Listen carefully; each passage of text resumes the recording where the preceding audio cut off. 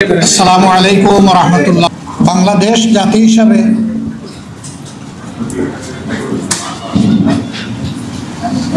এখানে মিলেমিশে আমরা মুসলমান, হিন্দু, বৌদ্ধ, খ্রিস্টান দশকের পর দশক ধরে বসবাস করে আসছি। দুনিয়ায় সাম্প্রদায়িক সম্প্রীতির যে কয়টি দেশ আছে উল্লেখ করার মতো বাংলাদেশ এই জায়গাটায় বিশেষ স্থান দখল করে আছে।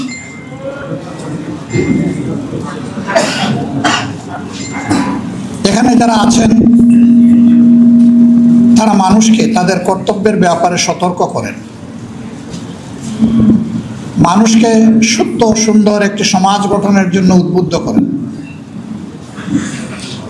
মানুষকে পরস্পরের কল্যাণকামী হওয়ার জন্য তারা উপদেশ দেন। তারা রাসূল করিম সাল্লাল্লাহু আলাইহি ওয়াসাল্লাম মানব জাতির প্রতি যে ঐতিহাসিক দায়িত্ব পালন করেছেন, দ্বীনের আহ্বানকারী হিসাবে, দাঈল আল্লাহ হিসাবে, এই দায়িত্বটা তারা পালন করেন।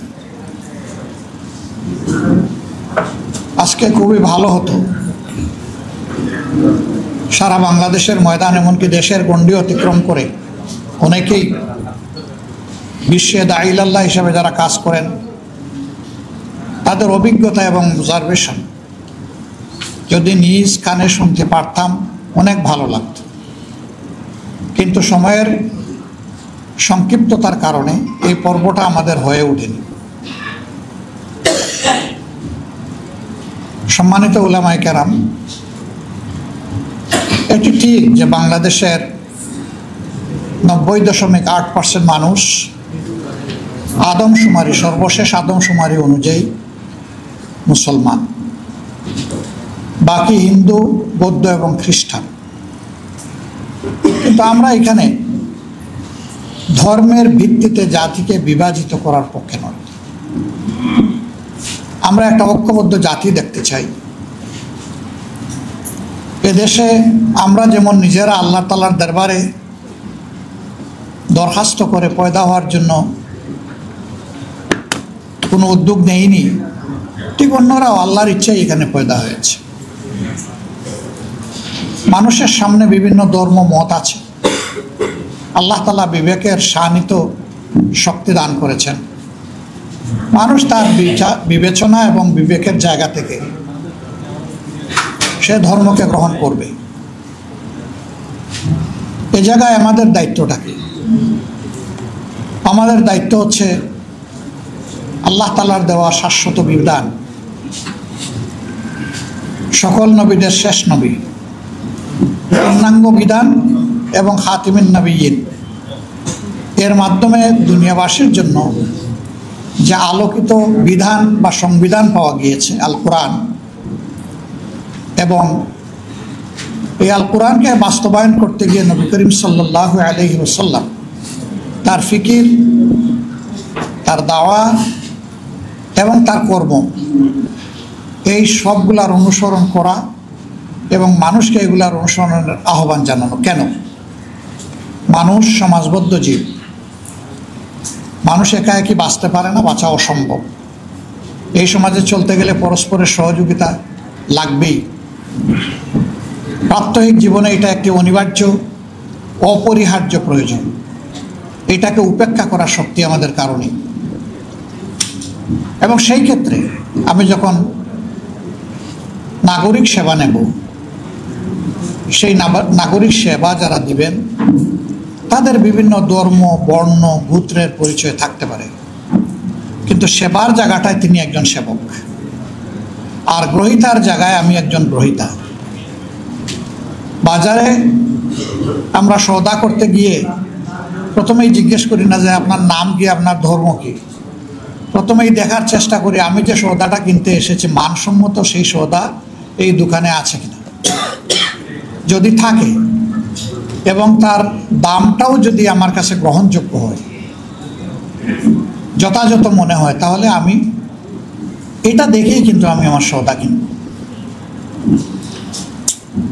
বিশেষ করে আমরা যারা সাধারণ শিক্ষায় শিক্ষিত, আমরা যখন প্রাইমারি স্কুল থেকে মেডিকেল কলেজ ও বিশ্ববিদ্যালয় পর্যন্ত যারা লেখাপড়া করেছি বা করেছেন, তারা তো একই বেঞ্চে বসে, বিভিন্ন ধর্মে বর্ণের মানুষেরা, আমাদের সহপাঠীরা, একই শিক্ষকের শিক্ষা আমরা গ্রহণ করেছি।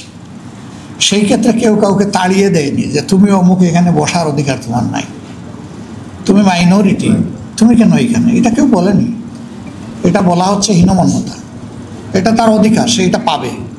আমার যেমন অধিকার তারও তেমন অধিকার। এই ধরনের একটা কেয়ারিং সোসাইটি বা একটা দরদি সমাজ, এই সমাজটাই রাসূল করিম সাল্লাল্লাহু আলাইহি ওয়াসাল্লামের নেতৃত্বে মদিনায় কায়েম হয়েছিল। মদিনার ইহুদিদের ব্যাপারে শাস্তিমূলক কিছু পদক্ষেপ নেওয়া হয়েছিল।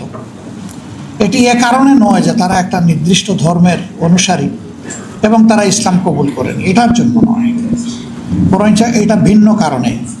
এই কারণ, যে দেশে যার দ্বারাই ঘটবে সে কোন ধর্মের এটা কেউ দেখবে না, তার উপর অনিবার্যভাবে শাস্তি নেমে আসবে, সমাজকে সঠিক জায়গায় রাখার জন্য। সে কাজটাই ওখানে হয়েছিল। অন্যথায় সেই নববী সমাজ থেকে সকলেই ইনসাফ পেয়েছে, তার অধিকার পেয়েছে, কাজের সুযোগ পেয়েছে, সব কিছুই পেয়েছে। ইসলামের এই অনিবার্যতা এবং প্রয়োজন শেষ হয়ে যায়নি এবং এটা শেষ হবে না যতদিন কিয়ামত না হবে, যেহেতু এটা আল্লাহ তাআলার পক্ষ থেকে সর্বশেষ বিধান। মহান স্রষ্টা, যিনি শুধু মানুষ জাতিকে পয়দা করেননি, দৃশ্য অদৃশ্য আমাদের সামনে যত সৃষ্টি আছে এই সব কিছুর স্রষ্টা হচ্ছেন তিনি। তিনি সব কিছুর খালেক, বাকি সব মাখলুক।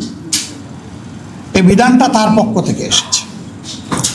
তিনি যেহেতু সমস্ত সৃষ্টিকে সৃষ্টি করেছেন, সেই কারণে তার সৃষ্টিকে তার চাইতে বেশি ভালোবাসতে পারে এই দাবি কেউ করতে পারবে না।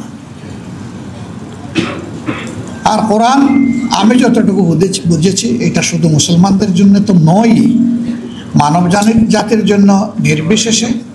এবং আমি দেখি যে না, এটা সৃষ্টির জন্য, অপরাপর সৃষ্টির জন্য। কারণ কোরআনের মূলনীতির মধ্যে বলে দেওয়া হয়েছে কোন সৃষ্টির সাথে কি আচরণ করতে হবে। কোরআনের এই বয়ানে দুইটা হকের কথা এসেছে। হকুল্লাহ, আল্লাহ তাআলা যিনি আমাদের স্রষ্টা, তার কি অধিকার তার সৃষ্টির উপরে। আরেকটা হচ্ছে হকুল ইবাদ। এখানে বলা হয়নি হকুল ইনসান, হকুল ইবাদ।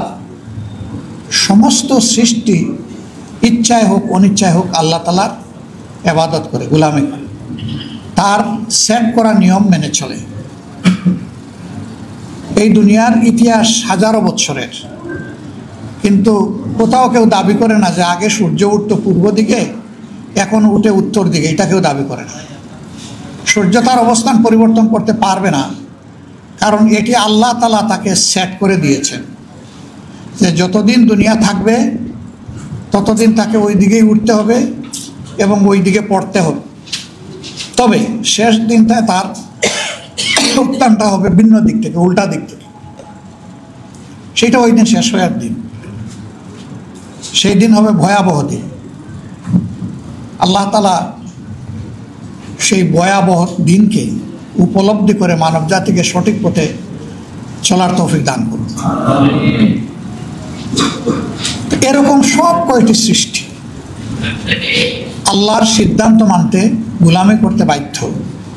এমনকি মানবের দৈহিক সত্তা, সে ইচ্ছা করুক অথবা না করুক, আল্লাহর গোলামিতে লিপ্ত আছে। যারা আল্লাহর উপর ঈমান আনেন না বলেই বলেন, তারাও লিপ্ত। কিভাবে? আমাদের এই মুখমণ্ডলটাই যদি আমরা সামনে আনি, কপালের নিচে দুটো চোখ আছে, চোখের কাজ হচ্ছে দেখা, দর্শন। নাক আছে, তার কাজ হলো ঘ্রাণ নেওয়া, শ্বাস নেওয়া, ফেলা। মুখ আছে, তাই দিয়ে কথা বলা, খাওয়া দাওয়া করা, পান করা। আল্লাহ তাআলা যে কাজের জন্য যে অর্গানকে সেট করেছেন, কানের কাজ হচ্ছে সে শুনবে। চোখ বলতে পারবে না যে বহুদিন ধরে দেখে আসলাম, কান ভাই তুমি এখন একটু দায়িত্ব নাও, একটু দেখার দায়িত্বটা তুমি পালন করো। এটা কি হবে? ইম্পসিবল। আল্লাহ যে কাজের জন্য যে অঙ্গকে তৈরি করেছেন, সেই অঙ্গ সেই কাজই করে চলছে। এটি আল্লাহর গোলামি, ওই অঙ্গের। কিন্তু মানব সত্তার রুহানি গোলামি, তার আত্মার গোলামি, তার চিন্তার গোলামি, তার সিদ্ধান্তের গুলামিটাই আল্লাহ তাআলা প্রকৃতভাবে চান।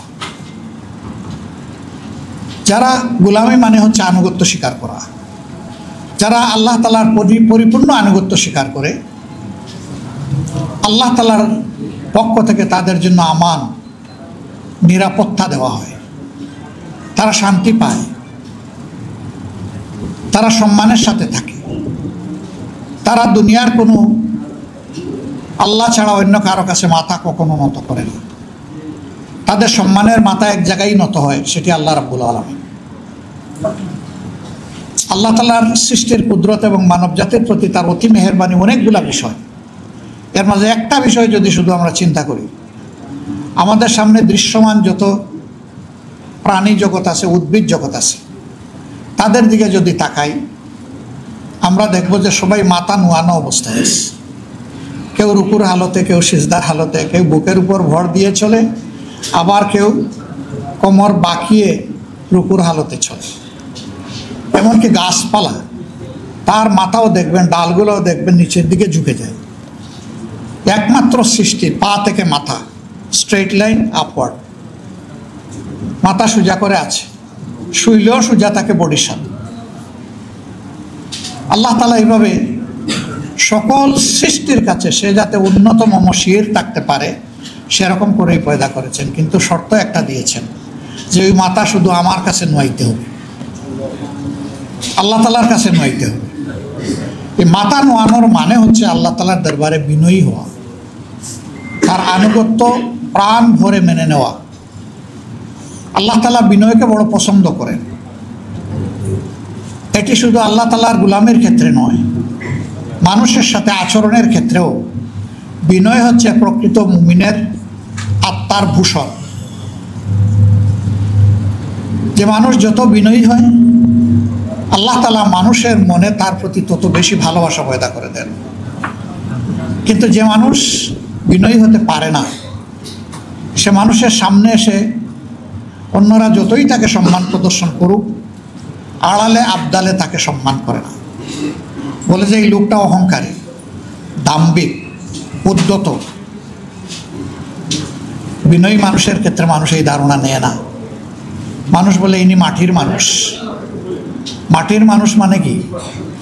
মাটির মানুষ মানে হচ্ছে যে এই যে মাটির উপর দিয়ে হাজার হাজার বৎসর ধরে সমস্ত প্রাণী চলে, যন্ত্রযান চলে, পানি গড়িয়ে যায়, সাপ বিচ্ছুও চলে, মাটি কোনোদিন বিদ্রোহ করে না, সব কিছুর বার নীরবে বহন করে চলছে। বিনয়ী মানুষটাও তার সমাজকে ধারণ করে সমাজের দুঃখ, কষ্ট, বঞ্চনা সে তার ঘাড়ে নিবে এবং সেইটা ফেলে দেবে না, বিদ্রোহ করবে না। সেইটা নিয়ে অন্যকে রিলিফ দেওয়ার, শান্তি দেওয়ার চেষ্টা করবে।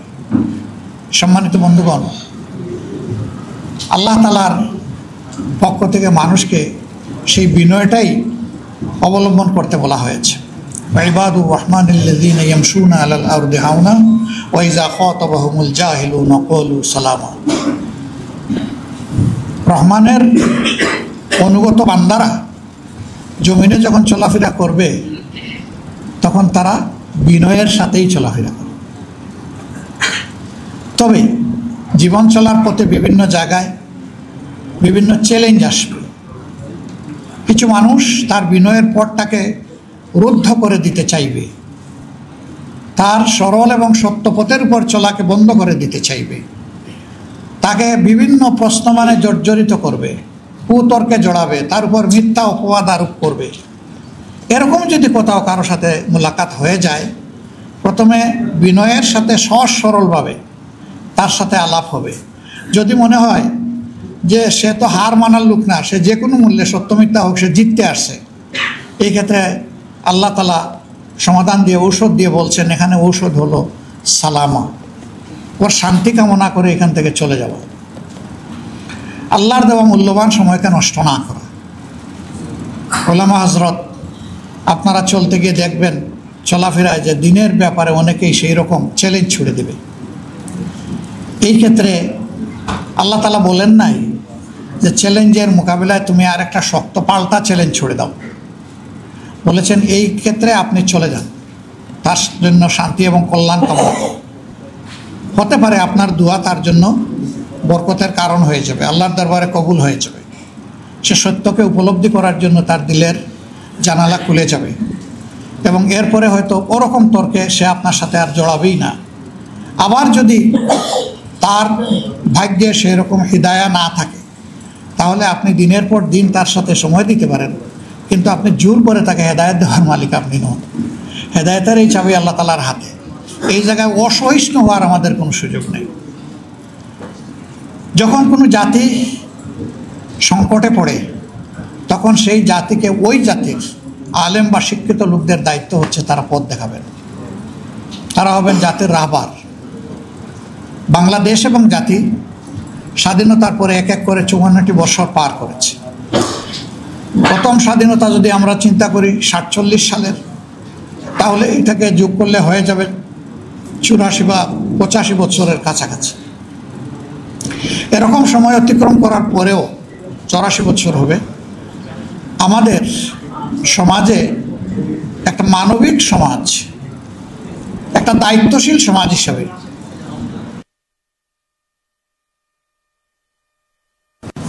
এই জাতি তো সংকটে আছে। এই সংকটে কোরআন এবং সুন্নাহর আলোকে উলামায়ে কেরাম যদি জাতিকে পথ দেখান, আশা করা যায় যে জাতি পথ পাবে এবং উপকৃত হবে। জাতি এটাই আপনাদের কাছে প্রত্যাশা করে। উলামায়ে কেরামের মধ্যে জাতি একটা ইস্পাত কঠিন ওয়াক্য দেখতে চায়। জাতি চায় যে ইসলামের মৌলিক বিষয়ে, জাতীয় জীবনের প্রয়োজনীয় বিষয়ে উলামায়ে কেরাম ঐক্যবদ্ধ থাকবেন। এটা জাতির প্রত্যাশা। কিন্তু এর ব্যতিক্রম হতে পারে। ব্যতিক্রমকে মেনে নিয়ে সহনশীল হতে হবে। পরস্পরের বিরুদ্ধে কোনো ধরনের আত্মঘাতী ঝগড়ায় লিপ্ত হওয়া যাবে না, বাহাসে লিপ্ত হওয়া যাবে না।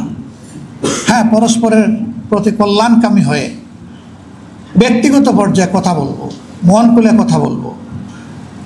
ওনার বক্তব্যটা শোনার মানসিকতা নিয়েও আমাকে যেতে হবে, শুধু নিজেরটা সমঝানোর জন্য নয়। এইভাবে যদি পরস্পরের বক্তব্যের প্রতি আমরা শ্রদ্ধাশীল হই, ইনশাআল্লাহ এই উলামায়ে কেরাম জাতিকে পথ দেখাবেন যেভাবে অতীতে দেখিয়েছেন। আমরা উলামায়ে কেরামের কাছে এটাই আশা করি। আমরা আমাদের বিরাট হক ওনাদের উপর। কোরআন এবং সুন্নাহকে যেভাবে ওনারা ইলমি জগতে ধারণ করেছেন, সমাজের সাধারণ মানুষ এটা করতে পারেনি। আল্লাহ এই যে নিয়ামতটা বিশেষভাবে আপনাদেরকে দান করলেন, এটার শুকরগুজারি তখনই হবে যে এই ইলমকে মানুষের কল্যাণে যখন আপনারা কাজে লাগাবেন। আমরা সেটাই আপনাদের কাছে আশা করি।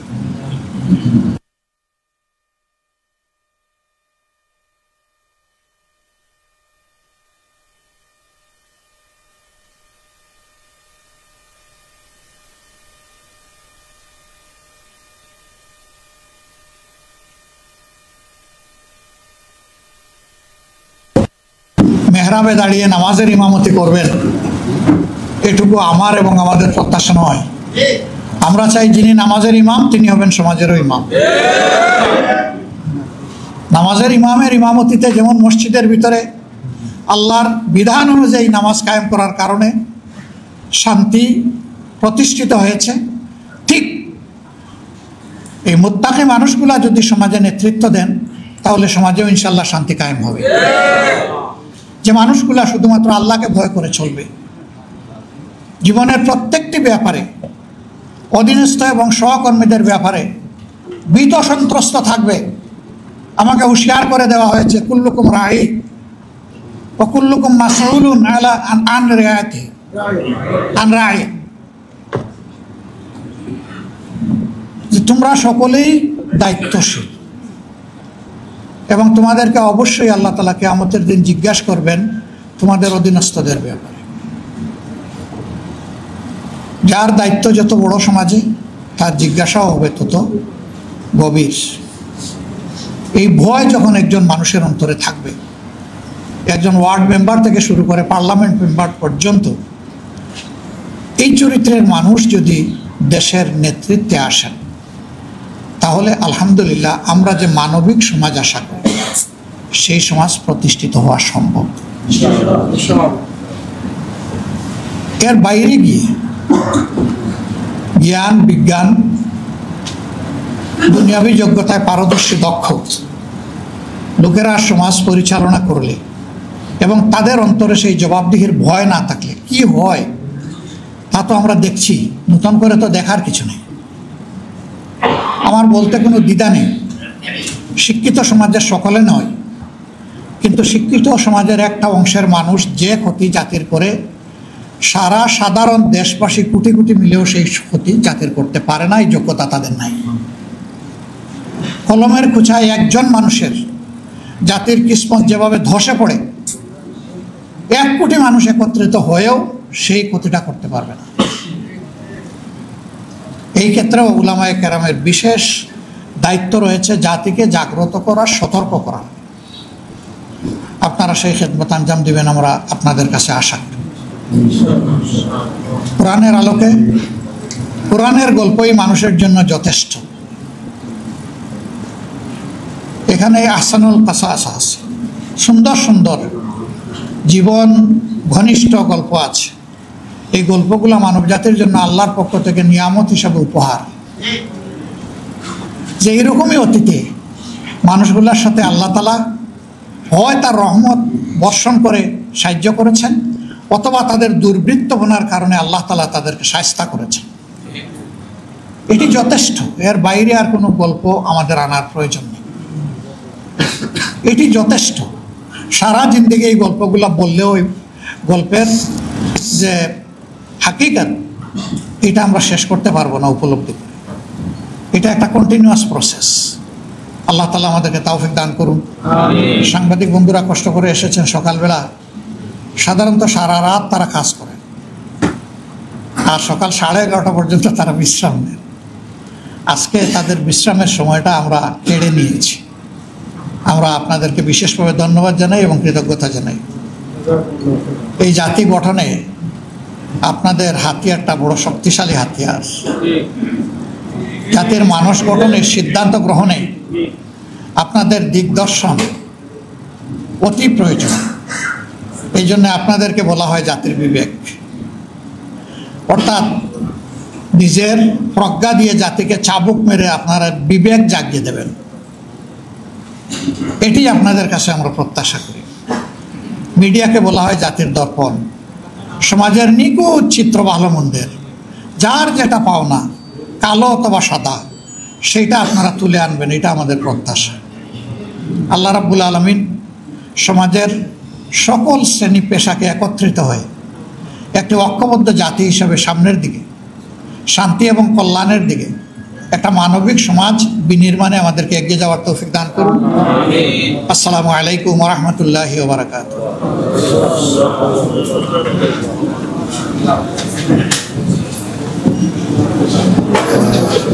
আলহামদুলিল্লাহ।